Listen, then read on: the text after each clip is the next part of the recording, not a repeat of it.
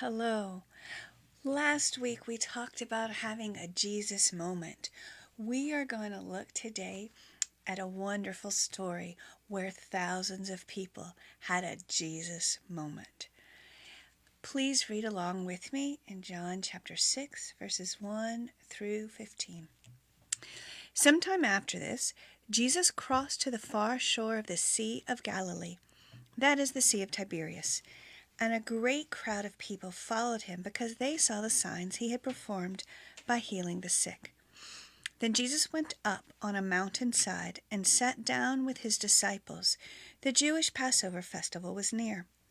When Jesus looked up and saw a great crowd coming toward him, he said to Philip, "Where shall we buy bread for these people to eat?"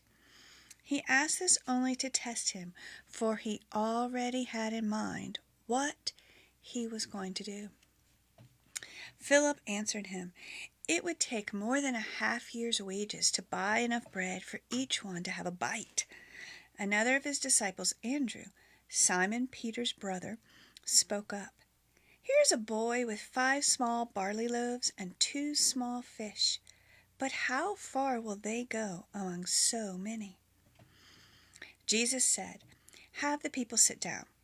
There was plenty of grass in that place, and they sat down. About 5,000 men were there.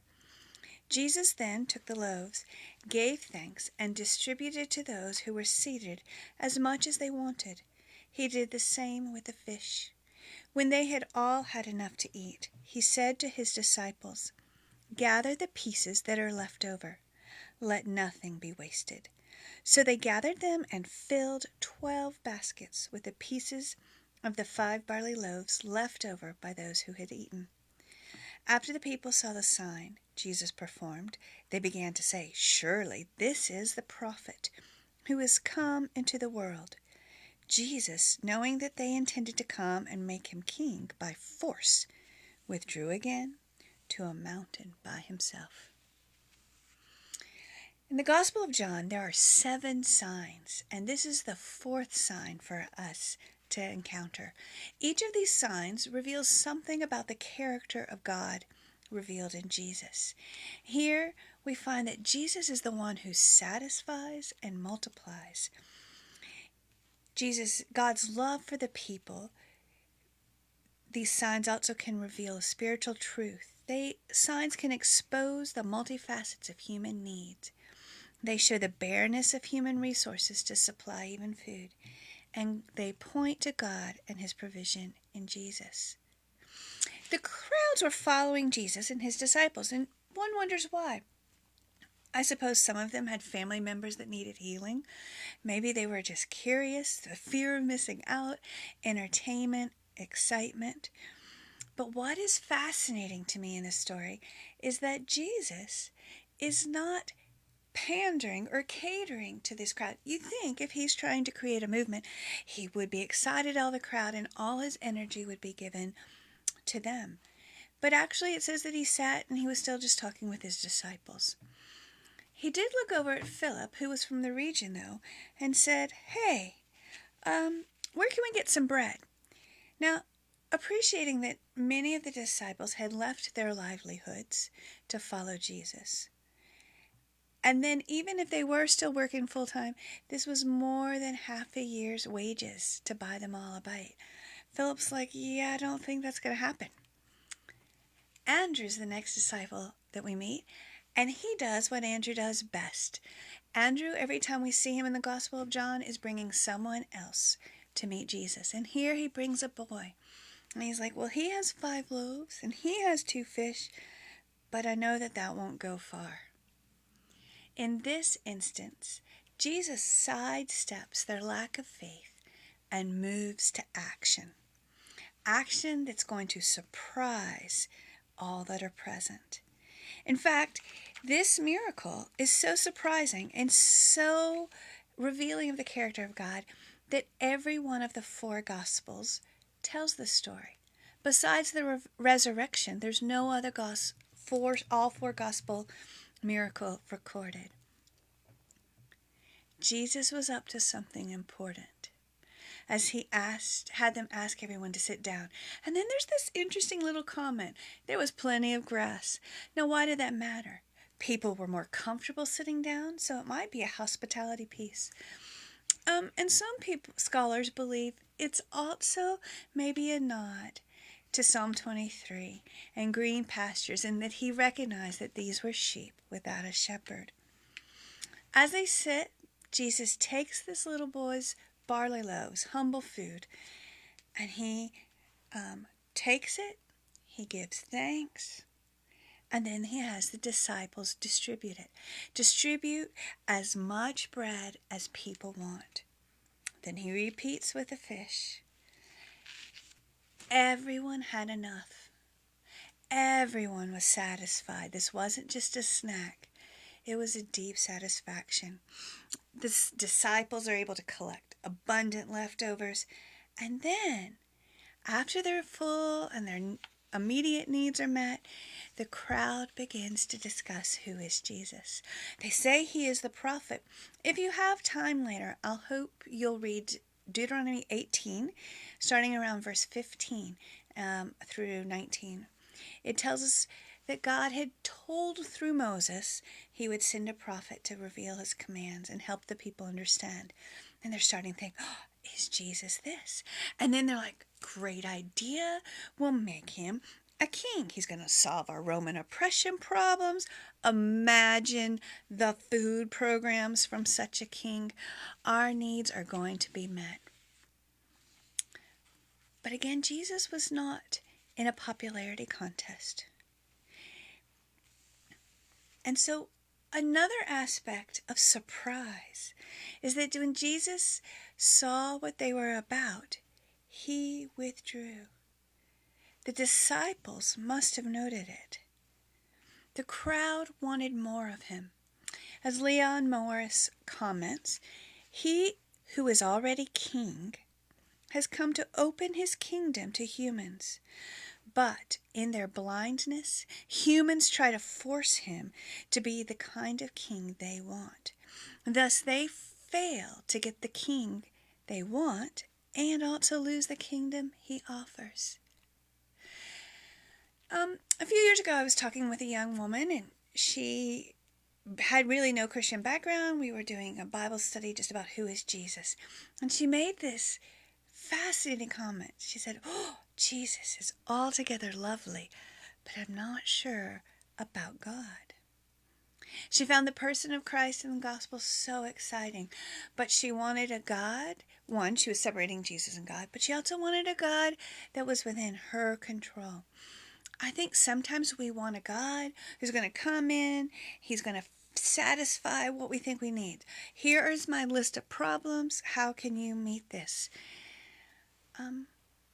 Think of your greatest needs right now.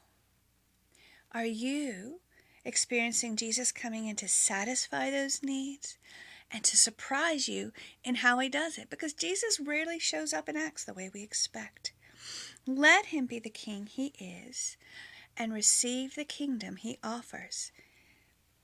I want you to think about work. There's probably some days where you're like, there's more to do than I possibly can. What if we had a mindset that I'm going to bring what I have and trust he can make more of it? Maybe in your studies and you're trying to juggle time with work and family and friends and studies. Maybe in your relationships where they're not where you want them to be, or your finances, your habits, your time, your talents, your gifts. Are they all given over to the reign of Jesus, where he can satisfy the needs, multiply what you bring, and then surprise you with how he shows up and how all of those things look different in your kingdom? Sometimes, well, pre-COVID, often we had lots of friends over for a meal, and I'd have a big pot of spaghetti or jambalaya or chili, and I'm just pray over it. Oh, Lord, you fed the 5,000. You can make this enough. And you think, oh, did I actually cook enough? That's a simple and silly thing. But I also think we can look at some of the more painful things happening in our world, whether it's the starvation in Yemen, or it's racial injustice, or it's political shifts that are happening in Hong Kong, concern for the Uyghurs. There's things where it just feels like it's too much. Or my friend is really, really depressed and I need to do something, but it's too much. I don't have what is needed. But I can bring Jesus my basket of 5 loaves and 2 fish. And He can satisfy the deepest needs in all those places. And He can multiply. And He can surprise all of us with how He shows up in that. With the big social justice pieces or the horrible human tragedies, sometimes I think, well, what would happen if every Christian gave $1? That's $1 billion, because there's an estimated billion Christians. A little gestural piece. When your heart is moved, bring to Jesus what you have. Bring to the need what you have, and then pray and watch how Jesus satisfies, multiplies, and surprises with His powerful, kind provision. Sometimes Jesus is quiet. Now, there are lots of reasons God may remain quiet. But I wonder if there are times that Jesus recognizes we are still the ones who are king or queen in our lives, and we're asking Him to come to the kingdom we want, like this crowd wanted to force Him to be the king that they wanted instead of entering into His kingdom. Jesus withdrew from the crowd, and I wonder, when He's quiet, could it sometimes be because we are not seeking His kingdom? We are seeking Him to come and make our kingdom better. Now I want to talk a little bit about this little boy. He brought what he had, and Jesus did something powerful and beautiful.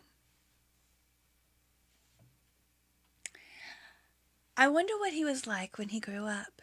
And if he had a time, like most adults, where the budget was tight, did he remember and pray and know that God could come and show up and make a way for the tight budget?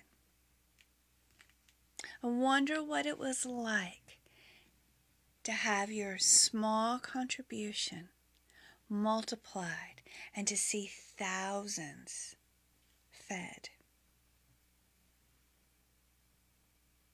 Andrew helped the boy meet Jesus, and then Jesus did more than the little boy or anyone could imagine. When you bring what you have to Jesus, He can do more than you or anyone could imagine. So think about where you are. In this story, do you identify with the crowd? You're kind of curious, and you want to see Jesus' activity and power. However, you also wouldn't mind Him being the kind of king you want.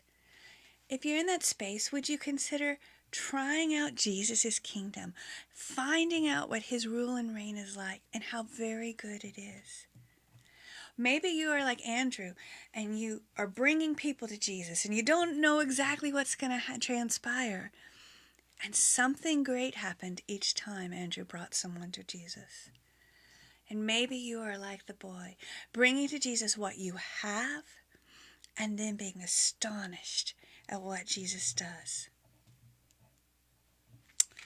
Jesus wants to satisfy your hunger. The psalmist tells us to God, or speaking to God, you open your hand and satisfy the desires of every living thing. Where are you hungry? And then ask the Lord to show up, because He wants to leave you satisfied. Jesus wants to multiply what you have and what you bring. And so maybe you've been sitting kind of lackadaisical on the gifts you have or the talents you have or the resources you have. Give those to Jesus and watch how He multiplies your little bit for His glory and for the benefit of other people. And Jesus does surprises. He just surprised His friends. He just surprised the disciples. He surprised the crowd. He surprised that little boy. Jesus' power provision and kindness.